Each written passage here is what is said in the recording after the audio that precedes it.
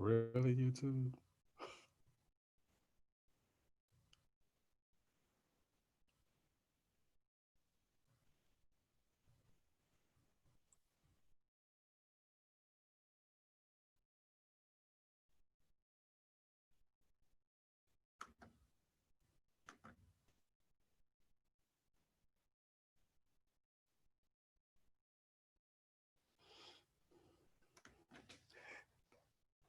Peace, family. How you doing? It's Mr. R2 here at the Village United, 324 East Avenue D. So if you ever came down here on a Thursday, you know what goes down on Thursday. But now we have transitioned over on a Friday market. So this right here is Boots on the Ground. TVP Live Boots on the Ground. We are sponsoring, well, we're hosting, I should say. We're hosting this dynamic event, which has been sponsored by the Village United, which is Brother Tavares Bethel. For those that are in the city that know about Brother Tavares Bethel, he's very, very, very, very powerful in his own right, but he is definitely about the people. Conflict resolution is normally here at the Village United every Thursday at 7 o'clock. But because of what's going on, we have begun to transition into this digital space. So without further ado, we're going to bring Brother Tavares to the table, and he's going to introduce who he is and the other three brothers that's in the space right now. Hey, welcome, family. Peace. My name is Brother Tavares. I have the pleasure of serving as the president and director of community relations for the Village United, which is located in Killeen, Texas, downtown Killeen. What we want to do with this evening's event is talk about some things and the way that we're positioned in society right now as we move forward relative to conflict. Our classes were taking place on Thursday. However, as a result of the shelter-in-place orders that's being implemented in most communities across this land, we decided that we would venture into the Friday space because we have some competing events this month, which will limit our ability to do those things on Thursday. So for me, this is a phenomenal opportunity operating in the virtual space because I'm from Miami, Florida. Most people know me, I'm from Miami, Florida, and I've been away from home for 20 years. So it limits my ability to do things with people that I love. But tonight, you're going to get a treat because for the first time ever, you're going to get an opportunity to see me partner with my older brother, Mr. Fred Bethel, on tonight's class where we talk about realistic conflict theory. So without further ado, and not to take away from anyone's time, what I like to do is I like to ask my brother to introduce himself. Go ahead and introduce yourself to the people, Fred. Hey, well, thank you, Tavares, aka Took. and to that point, yeah, I am the older one and the more handsome looking one. So, you know, I'm just kidding. But it's a pleasure to be on this platform. Again, my name is Fred Bethel. I actually reside in Florida. I'm in Orlando at this moment. And, you know, just to be able to see the development of the Village United, to see my brother and all those who work with them take what was a concept. I mean, I'm literally in awe from the time we had a phone conversation about this ideal, get it, ideal, and then how it has evolved into what it is today. And so I'm really impressed with the city of Killeen and how the community has come together to work together as a village and to move forward in making some pretty profound changes that has really gotten the attention of some, you know, of the city as a whole. So I'm grateful to be on this platform. Want to also take an opportunity to introduce the next gentleman, a good friend of ours, you know, that I'm very happy to have part of this to give his perspective on some of the things that will be discussed. And so I'll turn the time over to Lee, if you don't mind, kind of introducing yourself. All right, thanks, Fred. I've probably known Fred for half a decade or so, one of the better men that I know. So you can judge my quality of person based on that. So there you go. I live in Chicagoland. I've been there, about 5 or 6 years. And this is my first time in this type of forum. I'm happy to be here. I'm originally from the Pacific Northwest, but have resided in 11 different states. So I guess you'll get to know me further as we get going along. And I think Brother DX is next.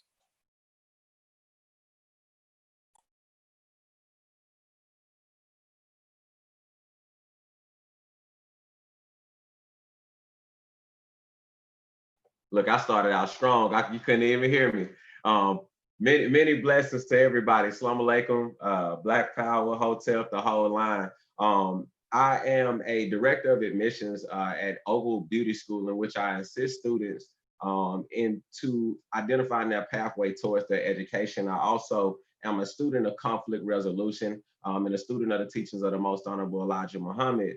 But in the city of Fort Worth, I also actively work the conflict resolution program, in which it was in 2015, a program and a platform that was adopted by the Nation of Islam during the Million Man March, in which the Honorable Minister Louis Farrakhan encouraged us to go back into our communities to make our communities a safe and a decent place to live. So the objectives were established for that program to successfully go out into the communities to intervene in conflict or street beefs, to also work into the communities to reduce the occurrence of violent crimes, and also partnering with the community to develop viable solutions to assist them, and also to give them viable pathways towards handling conflict. So the topic of our discussion today being the Robbers Cave experiment is something that's going to be essential as we talk about conflict and we talk about problem solving as it relates to the different dealings that we're having today. So I just wanted to kind of give that introduction of what the platform is as well, and then also kind of bridge that into what we'll be dialoguing about today. Thank you. Hey, thank you, gentlemen. Thank you for your introduction. And I'm gonna do my best to remain professional, even though that boy done tried me, used my government name, said my nickname, but I'm gonna remain professional. But it's a good segue into what conflict really is, because the first conflict that occurred that we had the opportunity to see was one that took place in the garden. We gonna skip smooth past the beef that God had with Adam, and let's talk about Cain and Abel. You know what I'm saying? The man said he the better looking one, but I'm definitely motherfucking Abel. All right, let's go. All right, and I cussed, so what? All right, I won't do it no more. Okay, so look, we want to talk about Robbers Cave, the Robbers Cave experiment, and realistic conflict theory. And we believe that that's important. And those who know me and know our efforts in our environment, they understand that what we do is we try to mine different theories and philosophies in order to find those nuggets that'll give us the ability to shape our reality. Because when you can clearly see what's taking place in the environment, it gives you the ability to operate within inside of that space to be more effective. All right, so now in this experiment that was conducted by a gentleman named Muzaffar Sharif in about 1954, what he did was he got a group of individuals that were randomly selected, all from the same demographic, all from the same socioeconomic profile, all from the same religious ideology, and he grouped them together. And these boys were taken to a place in Oklahoma called Robbers Cave. When they got to Robbers Cave, they began participating in events that gave them the ability to develop group identity and togetherness. Well, after they developed that group identity and togetherness, after a period of time, they were introduced to another group of individuals that were operating inside of the same park, right? And when they introduced those individuals into, when they introduced those groups to one another, some things began to take place. And we want to use that to be as the beginning to frame our dialogue, so that way we can get individuals to understand what happens or what was happening in that process when those individuals were developing that cohesive group identity, and what's essential about that. So, Brother Darrell, if you could lead us off, let's talk about a little bit what happened in that moment when those boys were on that park training and developing group identity. So in the beginning of the experiment, as he talked about, it's two different groups. So a group of 22 children split into two groups of 11. They didn't know that each other existed, so they simulated the experiment from the perspective that the young men were going on a camping trip. From my understanding, they all, again, were the same ages. They were all the same race, all of the same church or belief. But what they did was they separated them, and they allowed the young men to grow in awareness of each other, to build camaraderie amongst each other and things of that nature. And in the second phase, and am I going into the second phase, building into that? Go ahead, guide us. Yes, so going into that second phase, they began to bring these two groups into contact with each other, but they brought them into contact through competition. So they would have a tug of war, or they would have a race, or they would have something in which there would have to be a winner. And in this simulation, there is a winner that may receive extra gifts, extra food, but the second place team wins nothing, right? So we would say for 5 or 6 games or for a few days, this simulation went on to where you would have these teams where one was winning and one wasn't winning, and it would create friction amongst them. So they took it to a next level. They took it to another level to where they began to allow the young men to dialogue amongst each other and ask what are their thoughts and their feelings about each other and about the other group. Everything that the young men identified about themselves were of good quality. Everything that they identified about the other group was of a negative quality. They began to figure out, how do we bring these two groups together, right? So they began to kind of rig things together. A food truck that was supposed to bring food back, they kind of rigged it to where the kids would have to, in order to get to the food, they all would have to work together, because after creating that friction, they didn't know how they would get them to be able to work alongside each other. So they had to create, what's the word? I think I used the word yesterday with yourself, Tavares. Superordinate objectives in which they had to work together. I think that's the word I wanted to use. So they would have to do those different assignments. I think there was a water pipe that had busted, so no one was able to get water. They had to figure out different ways to be able to do that. And through that assignment, or through that experiment, what they was able to find was different ways to get people who had differences amongst themselves to come together due to the circumstances that they may be faced against. Right? Does that kind of go into what you want? Yes, sir. Absolutely. So, but what I want, and thank you for your contribution. But Yes, what I want to take another look at, and maybe if you could chime in a little bit on it, Fred, is when the group was at the park, not knowing that another group was at the park with them, what type of attachment developed with or between the boys and the environment? What do you think was taking place in that process? Just so I understand your question properly, this is before the two groups came together, correct? Yes, sir. Yes, okay, sir. Now what was interesting, part of what Brother Darrell, in addition to what Brother Darrell stated, these boys didn't know each other. Mm-hmm. You know, so they didn't know each other at all before this experiment. And then as they kind of solidified within their groups, there was a development of a bond, of a cohesion amongst those boys, as they kind of developed that unit as a whole. And so there is interesting, based on the information, there wasn't any type of conflict within the unit themselves. The only time the conflict kind of escalated or evolved was when the groups were kind of brought together. But prior to that, there was no conflict because there was no competition. There was no cause and effect in terms of reward. Everyone was working together within that group, so there was no need for the existence of a platform of conflict, if that makes sense. Look like you want to jump in there, Tavares. Yes, sir. And that makes perfect sense. And as we get ready to segue into a comment, because I want to get Lee's perspective, I'll say this, that the majority of individuals that support things that the village does, or share in dialogue with us, the majority of those people are Black people, right? And so not enough Black people truly have relationships with white people to be able to understand their perspectives. You know what I'm saying? We think we know, right? And we assume that we understand how Caucasian people think, but we really can't say definitively that we know, right? So we're gonna remove that for y'all today, because we're gonna allow y'all to hear from a white person, right?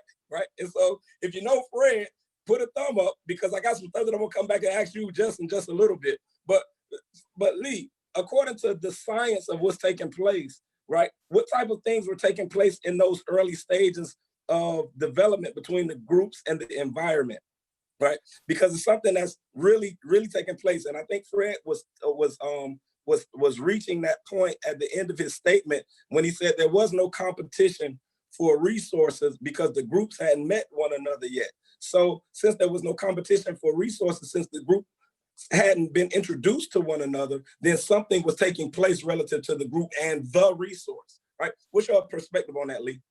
Yeah, valid point. I actually think that what they were developing was ownership of the playing field. And so that team that was there, they didn't expect anyone else to come in. They didn't think that was even a possibility. So they owned in their minds all the resources that went into the game. And not only did they own the resources that went into the game, they had already started to figure out who the players were and how to make the game work with the players that they had in the ownership that they had. So I would assume at that stage of the game, anybody from the outside, without them even knowing it, would be viewed as a stranger. So that's. Yes, a very, very important concept that Lee just shared. The groups developed ownership of the resources. There was no competition between the young men inside of the group because they were introduced as a group and they developed cohesion. So they understood innately that we will share these resources. We will share or partner in ownership of the environment because we are a group. The group dynamic becoming very, very important to the study of realistic conflict theory. And so now as we watch the scientists shape the experience, understanding that simultaneously another group is developing the same attachment to the environment, the same level of ownership, then those two groups are introduced to one another. So starting from there, let's continue to build from there, Lee, as we work back through our other brothers, right? What then takes place? Now ownership is established and individuals are introduced. What do you see? Yeah, so then the individuals get introduced and then people assume roles and responsibilities within that organization. And they take ownership and pride in that responsibility. And so not only do they have ownership of the playing field and what they're doing, they have ownership and pride in the role that they represent in it. And so there's two things that'll happen if a foreign body comes in. They're going to feel threatened in their own individual role, and they're going to feel that their team is threatened because in a scarcity mentality, if we lose some resources, that means it doesn't come to me.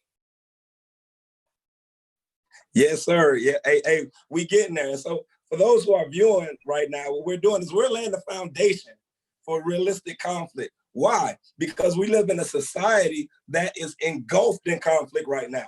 But we don't understand the science that went into understanding how XYZ will occur that will create the environment that we're in. So Brother Darrell, when those brothers or when those groups, and you mentioned the important dynamic, you said they were all of the same religious ideology. That religious ideology were Protestant. They were Protestant. They were from two-parent households. How do you think that impacted their ability to develop a bond with inside of that group, being of the same religious ideology and also coming from a dynamic where they had a mother and a father in their household?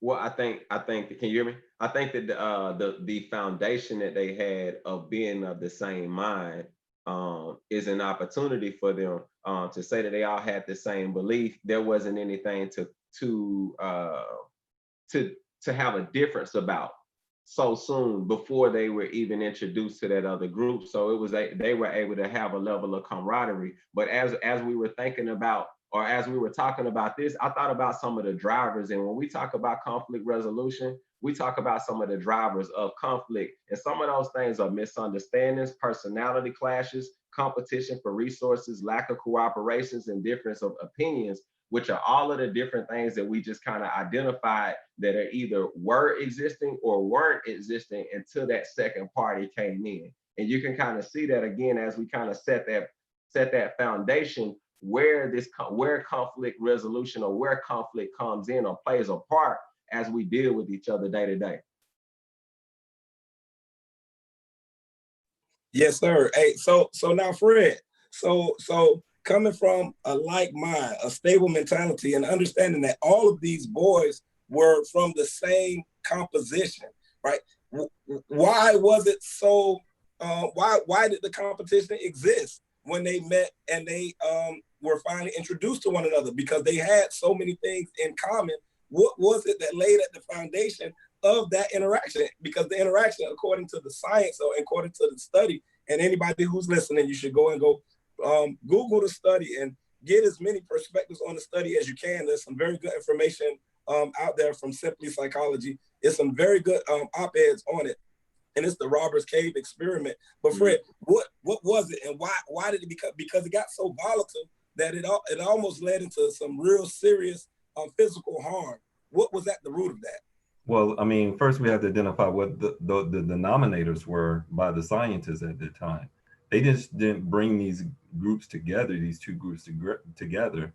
They created exercises to, I guess, darken the line of difference between the two groups through competitive sports. They played baseball, they played tug of war. They were doing all the different type of activities to emphasize the fact that there's a difference between you and I. There's a difference between my group and your group, and there's going to be benefits. Someone's going to lose, someone's going to win. And after, you know, this was kind of introduction, like, we're not really on the same team. I think that's the whole idea, was for the scientists to kind of facilitate an understanding that even though they have the same backgrounds and so forth, there was a concept that was created that we're not on the same team, but it's man-made though. Think about it. You know what I'm saying? It was a concept that was man-made by the scientists to kind of interject within these two groups to create that divide. But by natural law, you know, that doesn't exist. And so, as you said, we're kind of trying to understand the science behind what's happening today. It really is almost the same principles, just at a macro level, you know. And so it was definitely, things were interjected to solidify a divide between the two groups. Because I think, me personally, as I studied that research, had those exercises not been incorporated, there may not have been that type of outcome between the two groups once they've met. Brother Darrell, looked like you were going to say something. Yeah, I wanted to mention a big difference was when the flag came into play and when the names came into play. We're all saying the same thing, but when there became a identity, yes, from one team to the next team, one team became the Eagles, one team became the Rattlers. Exactly. And that level of self-identity, that level of self-pride, all of those things came into play once they had a name. Sure. And they were able to identify themselves. I think that was a big piece of the puzzle when that happened right there. Hey, and if I may add something. I'm trying to smell what you're cooking, Brother Darrell. Hey, if I may add, it was something beautiful in which y'all particularly what Fred was alluding to. But I want to go back just a little bit before that. When the groups were developing their attachment to one another, they participated in activities. But look at the type of activities that they participated in.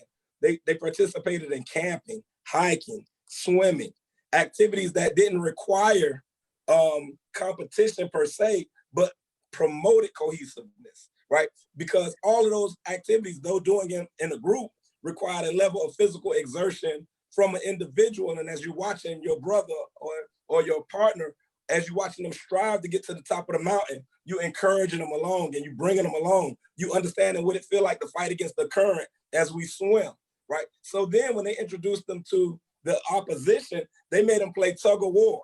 So now that pulling, see, they were extracting from them all of those things that promoted that antagonistic behavior.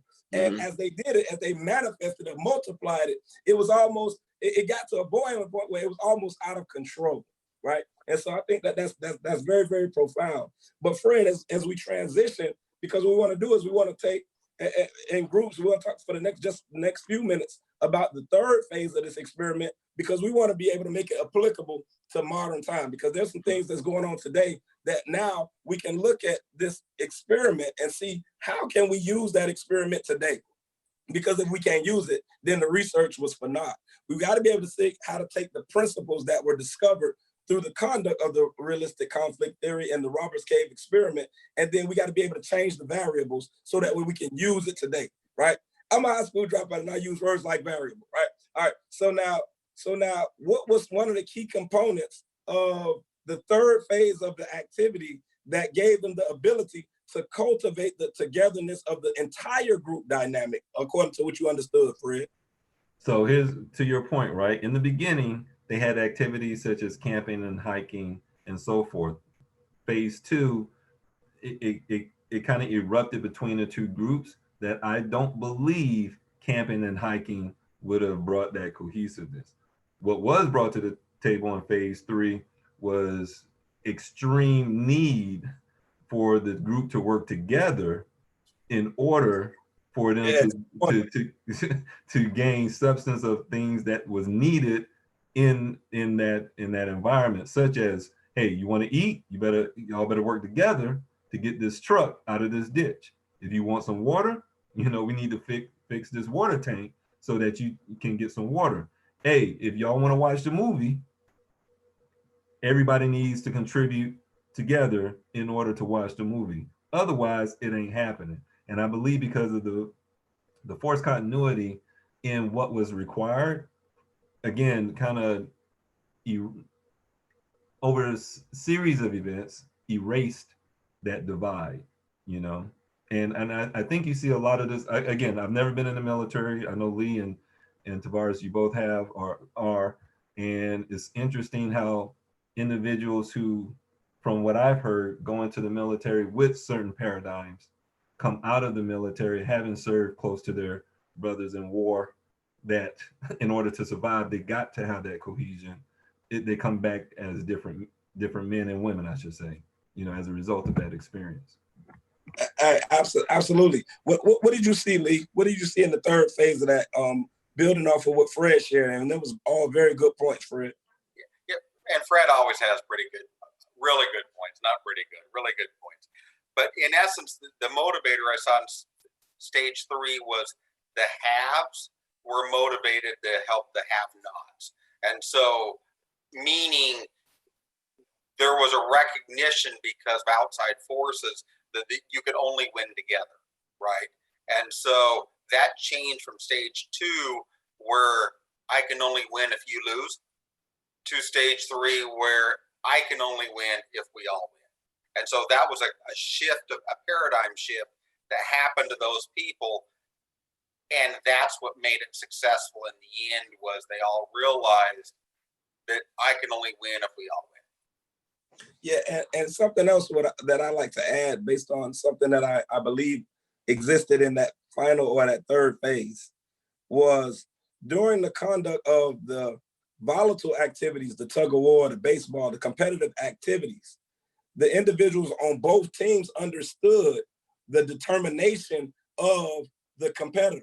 So when they had to come together as a group, they understood the strengths of the individuals so they can use those strengths. They knew that they could pull the truck out of the ditch. They knew that they could fix the water tanker because of the ingenuity of the group. They understood that it could be accomplished because they had an opportunity to see the strength through competition, right? So now we look at the modern time, and we'll transition, as we look into the modern day. And in our modern day, we see a lot of things taking place in our society. And I don't want to feed the group. We can go in whatever direction that you all would like, because, we have to be able to develop the ability to collectively identify the things or the circumstances that shape our environment. And we also have to develop the ability to come up with group solutions. So this is like group thing. So what variables do we see in society today that would give us the ability to say, hey, this is a problem, we can use it, we can mine this problem, or this is going on, we can mine it, right? I don't want to feed the group. But what do you all think? What are some things that's going on right now that we can look at for scientific study? I'd like Lee to lead this off. I really would, from his perspective. Yeah, that's a good question. So in this, and I'll try and keep this as tight as possible without going all over, but in this world of social media, you have an exposure to a lot of people, right? And so I think right now we have a scarcity mentality, meaning that let's be honest, the corporations in the top 10% own all the wealth, and there's not much out there. And so when we start talking about we need to have inclusion and things like this, there is a group of our people that say, yeah, but that means I'm going to get less. If I help you, I'm getting less. Not realizing that as a group, we can change the whole paradigm, change the whole game. We haven't reached that yet. And And you know what's crazy, gentlemen, that this planet is designed to give us everything that we need, everything. And yet this concept of scarcity is, in my opinion, a false creation, because with the ingenuity that the human mind can generate, there are enough resources and means for no one to have to be the top 10% or the bottom 20%. There's just not a need for that. And so again, I say that to say, just as in the Robbers Cave experiment, it was inflicted upon them by the concept created by scientists. You know what I'm saying? And so as we look at the current mentality of society in terms of them thinking there's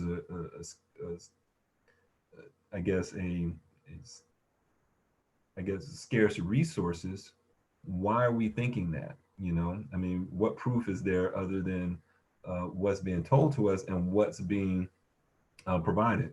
You know, and not to get off tangent, but the fact that there's more diamonds, you know, than we can imagine, but yet they're expensive because a sense of scarcity is created to bring value to these diamonds. And so I think that also plays in a lot of other aspects of society where we have this perception and this view of scarcity that innately kicks in this competitive nature, which then kicks in division, which then leads or plants the seeds of potential conflict. But to your point, Tavares, we have to be able to see this from a scientific standpoint and identify it and realize that those may not be accurate variables in this particular equation, and be able to step back and say, no, I'm not falling for that, you know, because the moment I do, because those gentlemen didn't have to, in that experiment, embrace what was going on. It could have just been a fun baseball game, but it took on its own life because of this concept of competition and me winning versus you losing. And in order for me to win, you have to lose, and so forth. Versus it was just a fun game, you know? Hey, bro, Darryl. Yes, sir. These Ivy League mofos that came and I said, use all these big terms. Could you please say that in regular for the man, group? so and hopefully I'll touch on, I want to go back and then I'm gonna walk back forward real fast. So when we talked about in 3, some of the things that we identified were that they needed to establish new goals, right? And the way that they did that was, y'all still can't hear me? We hear you. Okay.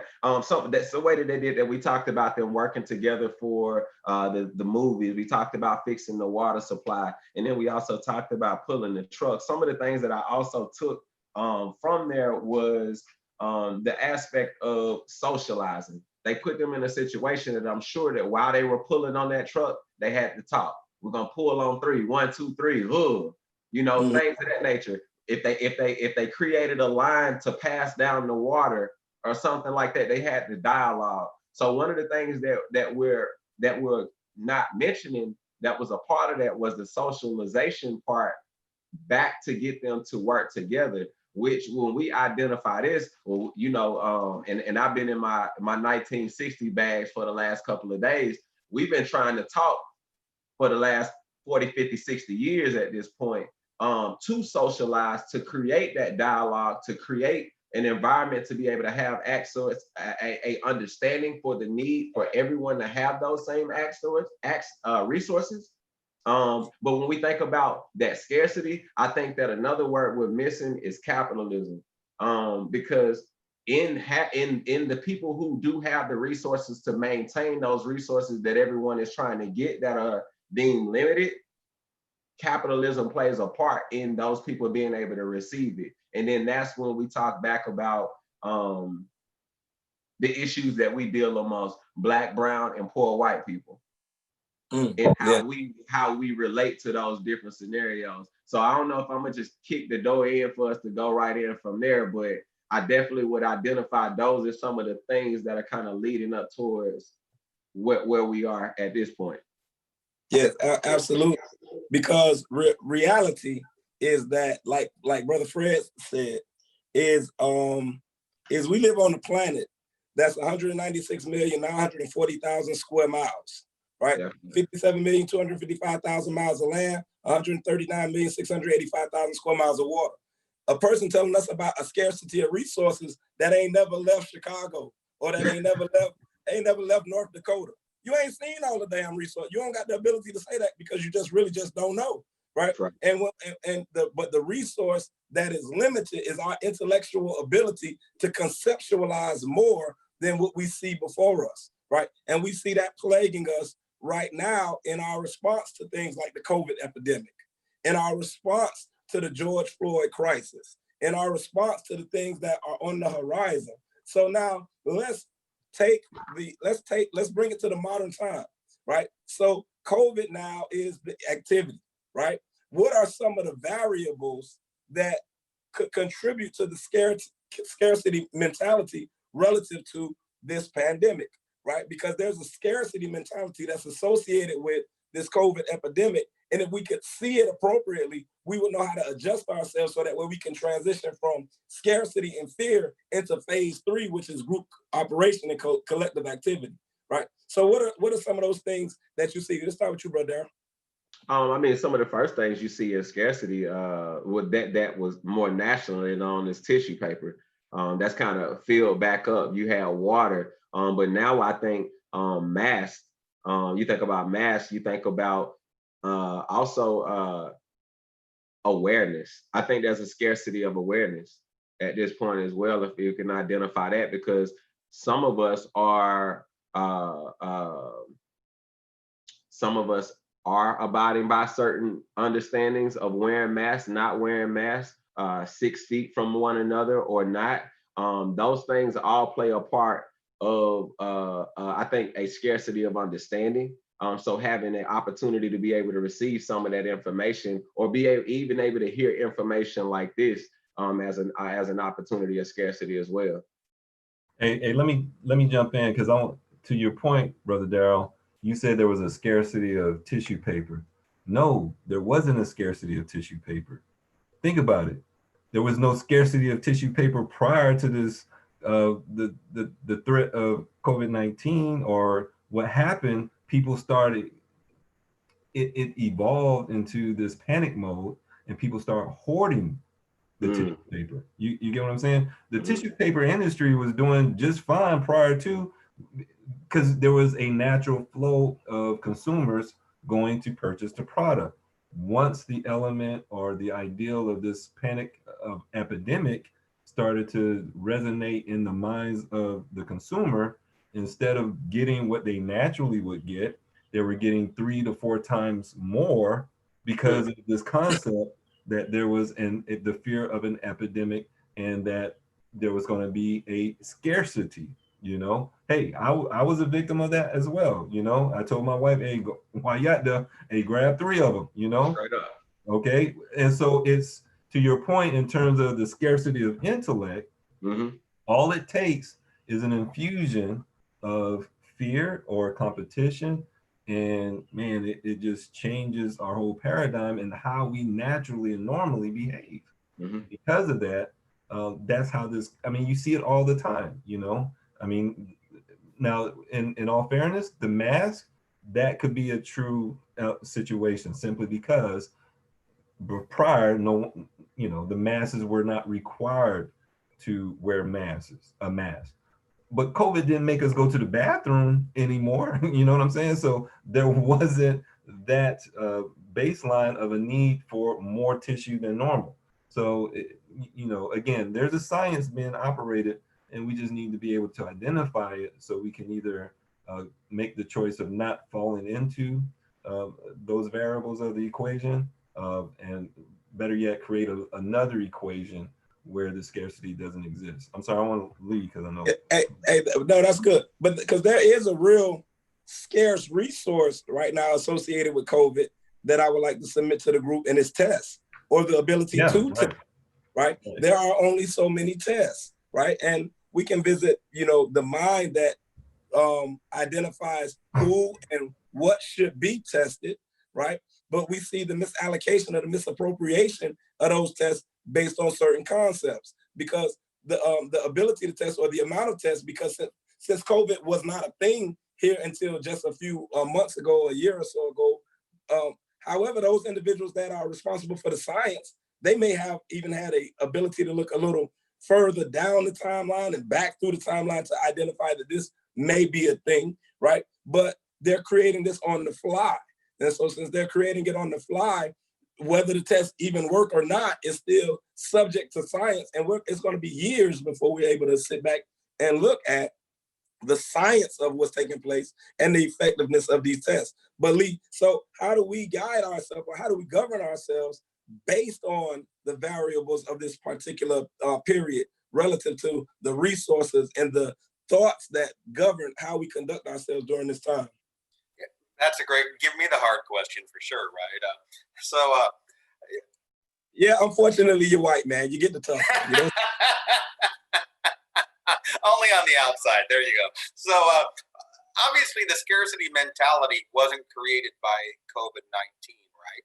If 2 years ago I'm in food insecurity and I'm not paying my rent and my employer cut my wage and I've lost my job, that's the reality I live with, right? And so then I have all of these barriers coming in. I have bills that equal this and salary that's 80% of that.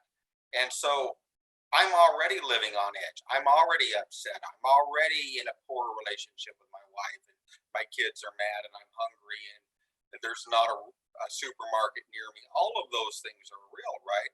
And then so this happens, and all of a sudden they say, hey, we're going to lose all of our jobs, and you're not going to be able to leave the house for 90 days. And I mean, what's the first thing that runs through your brain? It's, I got to get there before the next guy gets there, because I don't know when I'm going to run out of money. I don't know when I can't eat anymore, but I sure as know when I go crap, I want some toilet paper, right? And so those things run through your brain. And then we also segregate into teams, right? So I'm the only white guy in this meeting, but I associate a lot with white people, right? And inherently, I think that's my team, right? When I call people, my family's usually white, right? And so we kind of self-segregate that way too. And so we have this scarcity mentality, not enough resources. You tell me I have some privilege, but I still can't pay my bills. What do I do? How do I get out of this? And so the answer is, how do we get everybody, the lower 80% income, to realize we can only solve this together? Instead of me stealing from Fred or Tavares, I don't know how to do that. Or maybe let's talk and decide how to do that. Because when COVID-19 goes away, I still got to pay my bills and I still have to eat. Man, a great point. And I like how you identified that mentality already existed. So COVID-19 exacerbated that mentality. Then now I have that mentality. I'm trapped in scarcity. Then I'm sheltered into my environment for 90 days. And in the midst of that, a calamity occurs, which is George Floyd. So we see the eruption of all of those things is a tipping point, right? And so now it explodes in our environment because two groups that were trying to dominate a space now are introduced to one another, right? And in that introduction, a man loses his life, right? So we see the entire planet now, or at least our society, our nation, engulfed in this idea that we have to do something about this mind that exists, right? And so, Brother Darrell, as you seeing it, as you watching it? Because at some point, how do we transition? How do we transition? What need to be done in order to transit? It's a lot of stuff, and I'm not trying to step on no activist toes, right? And I'm not trying to compete with anybody's philosophy. What I'm looking for is, how do we acknowledge where we are? How do we transition it to where we need to go? Because at some point we have to work out of the period of time that we're in. What does that look like, bro, Darryl?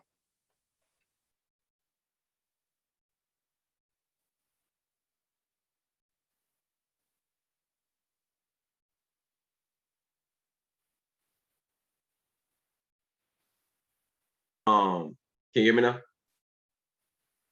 All right, we're good to go. For me, you know, I'm one of the younger ones than you are. I'll say I'm kind of conflicted in that in myself as I move forward through these times, because today I also continuously got more bad news today. You know, I'm looking at the news. I'm a Georgia Bulldog fan, right? And I see that my quarterback, you know, says that he feels that elite white people should have access to weapons, you know? So those things in that dialogue about that relationship building becomes conflicting for me sometimes, because I feel that there's a level of covert racism.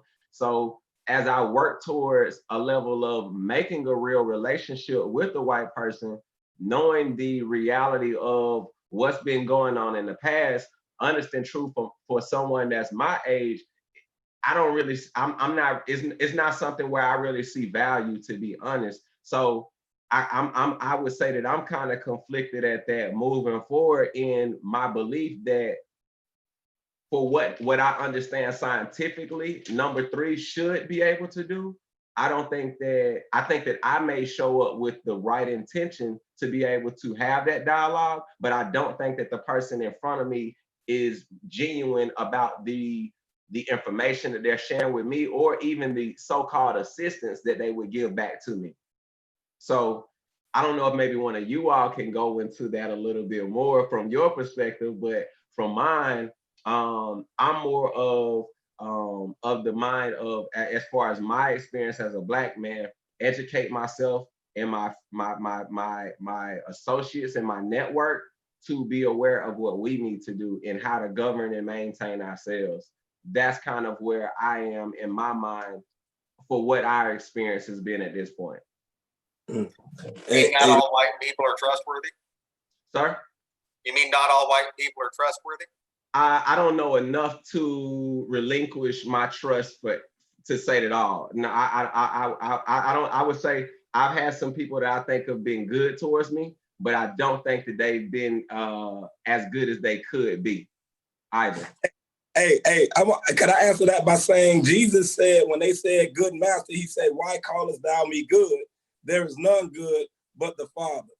Our experience in America is such that we shouldn't attribute that variable or that characteristic to no white folks until we got something substantive that'll give us the ability to communicate and negotiate in power, right? Whether or not a person is good or not, to me, don't make no difference at all, right? What make a difference to me is whether or not you can keep your word, right? Now, as a result of being in the military for 20 years, my experience with white people have been completely different than the experiences that I had prior to joining the military. And what I understand about men is that if you keep your word and if you conduct yourself with dignity and respect, then that will earn dignity and respect from the individual that you're dealing with, right? So what I caution regular Black folks is that ignorance and saying that all people are good. It's some Black people ain't worth a damn. It's some white people ain't worth a damn. It's some Hispanic people that ain't worth a fuck, right? But we got to understand that when we're dealing with individuals as we transition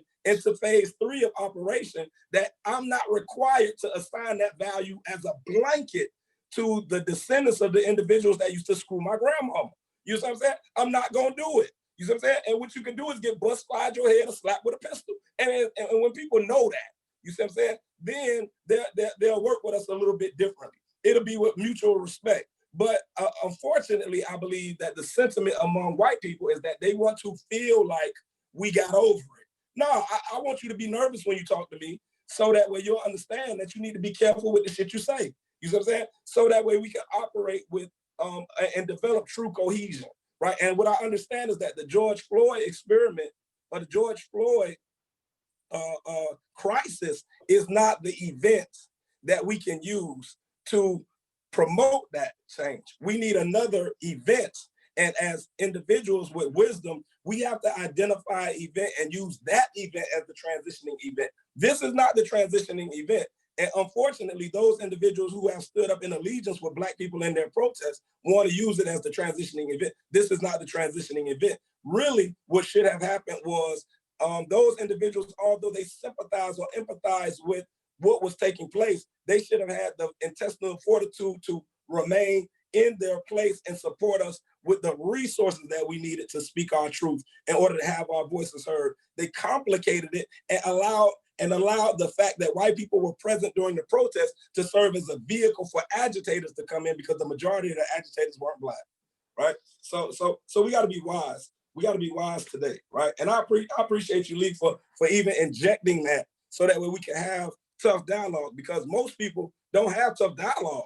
You know what I'm saying? And you got to have the ability to stomach some stuff that I might not particularly want to hear, and I might definitely not agree with you, but who cares whether or not we agree? Because all them degrees and stuff on the wall back there, boy, I see you. You know what I'm saying? I see you, Lee. That means I pay student loans. That's all that means.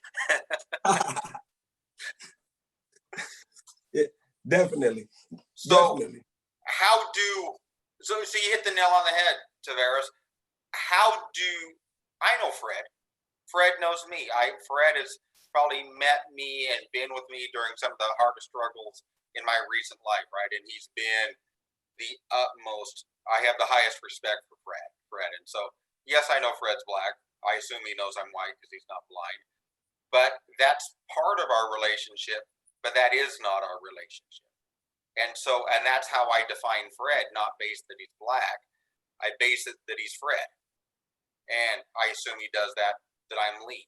So how do I get that, or how do we get that so I know that about Tavares or Brother D, or Brother D knows that about me? We kind of self-segregate in this world. That's not the fix, right? But how do we get around that? Yeah, hey, and that's real, right? And I think that we see that as occurring in phase 3. It's like Fred said something that was very, very powerful. The thing that brought the group together was extreme need, right? So we have to identify the extremity. How do we need one another, and what does that need look like? And then when we develop a respect for what that need looks like, then we can operate to do the thing that is best for our society. And I think that we're definitely approaching that. So, gentlemen, it's 7:54, right? And with respect to those individuals that may have sat down with us for this hour, I want to respect their time. But I definitely want to thank you all for participating in this dialogue with me. It's definitely a dialogue that will be ongoing. So with your permission, I'd like to be able to bring you back, and we can continue this dialogue. So those individuals that have tuned in with us, they'll have an opportunity to kind of shape their mind so we can impact society, because y'all are very impactful. So if every individual could, I'd like for you all to provide a closing remark. If you could take a minute or so, provide a closing remark before we pass on to the actual moderator, Mr. R2. We'll start with you, Lee. Yeah. I guess these are complex topics in complex times. And someone told me a long time ago, half of being brilliant is knowing what you're an idiot at. And I think conversations like this are great because you can see my blind spots where I can't. And I say you collectively, and I'm excited about that. So, and you need to be able to see the blind spot of the white person, and the white person needs to be able to receive that. And then that communication goes both ways. And so that's just in closing, I'd like to say that. Thank you very much. Hey, go ahead, Brother Darryl. Thank you for having me on the platform and just continuing this effort that we do. And I think I share some of those same sentiments, but I also would say for what we do, we understand that everyone is a community within themselves and that we all have conflict within ourselves. socializing, dialoguing allows us that understanding that I was talking about that takes place in that third phase. That's an important piece of that understanding. In order for you and Fred to have built a connection, you guys have dialogued. You've seen what he had for lunch. He's seen what you had for lunch. He talked about how you seasoned yours, how he did his. You learned something about him. Those are the ways that we grow and that we learning, that we're able to learn from each other. I don't want you to take away, Mr. Lee, that I'm into segregation from that perspective, but I am aware of my experience, and I've studied history to identify what our experience is, to not be easily provoked by a handshake and a smile. But I do understand that there will be a time where we need to work. And if you're the person that's beside me, then we're going to pull at the same time, right? And that's something that that I would want to be known and identified about myself in that closing. But continue to study. I would tell anybody, continue to study conflict resolution as a topic, keyworded, and just kind of see what you come into. Peace. Hey, I know, and I'll just say, coattail on what Brother Darrell was saying. You know, the definition of disappointment is when expectations are not met. And I just think, you know, that as we are in sensitive times right now, and we do have a lot of work, and you know, I believe that people are on the defense, but platforms such as this is planting the seed for open dialogue, where we can, you know, like the robbers cave, come to an understanding of what it's going to take to work together, so that we can get the things that we need. And what we need right now is an America that understands what it is to treat all citizens the way they're supposed to be treated. So Yeah, hey, thank you. And before I pass to R2, you know, I believe in being transparent, but I also believe that people learn most when they understand the story, right? So now Fred is my biological brother, but we never spent a lot of time together as young boys, right? We had different mothers. We grew up in the same neighborhood, but my father in Fred's life was absentee. I remember a time that it almost seemed like I was going to have an opportunity to have or develop a relationship with Fred when we were young, and it was prohibited by individuals that were in our family that removed that opportunity, right? So a competition for resources. Our resource was the love of the individuals that were in our life, right? So now in 2009, my father died. And when my father died, we were in severe conflict, right? But right now to this day, I'm developing the ability to appreciate everything that my father was by understanding the resource that he put in Fred, in his genetics. Fred do some things that's so amazing, and it's given me the opportunity to see and understand and appreciate a resource, the resource which was my father. Fred represents the best part of him. When we learn how to appreciate what's inside of one another, black, white, red, yellow, brown, right? When we learn how to appreciate it, I think then it'll give us the ability to do some very, very impactful things. And we'll be able to get past the pettiness and the trifling behavior that has limited our ability, but we got to do that in strength, and we have to do that in truth. So gentlemen, I thank you all for participating in this dialogue today. I enjoyed myself. I hope individuals who had the opportunity to sit in, chime in, listen, watch, I hope they enjoyed it too. If they didn't, I don't give a damn, because they could have clicked off, right? So thank you all. Thank you for what you did. Thank you for what you're doing. I look forward to doing it with you again. And with that, R2, if you're available, baby, bring us on home. First of all, I would like to say I have been watching and listening on the back end. Mr. Lee, keep me in transparent. Mr. Fred, I don't know how you did with your brother. Now just playing. Hey, brother D, just keep the party going and keep what you're doing. And for all those that have been watching, Mr. Russell Phillips, Swift King, Becca Miles, and the few other people that was watching on the YouTube live, thank you for being here and being a part of Boots on the Ground. So again, this is talking about conflict resolution. Let's look at the definition of resolution. Resolution, the definition is a firm decision to do or not to do something. What are you going to do? Are you going to sit around and continue to have conversations that are empty, or are you going to devise a plan and begin to execute from there? I know there is going around and it's been said, make sure you wear your PPE, do this, wear your PPE, do that, wear your PPE. But let's look at the new definition of what PPE stands for. Plan, see, man, it made me forget. Plan, proceed, and execute. If we don't plan and we don't proceed with the plan and the agenda of what we're doing, and we have to begin to execute. So ensure that you're acknowledging the PPE within the people that you surround yourself with. Ensure that you're acknowledging the PPE within your community. It's not just wearing of a mask. There are too many people that continue to wear masks, that are hiding behind certain things, that are hiding behind family curses, that hiding behind family ghosts and closets and bones and everything that they're trying to keep hidden. It is time out for that. The mask is off. We're allowing ourselves to see a lot of things that have been covered up in the past for a long time, and it's time to begin to develop true PPE. Plan, proceed, and execute. Thank you for being here for Boots on the Ground. Hey, R2. Yes, sir.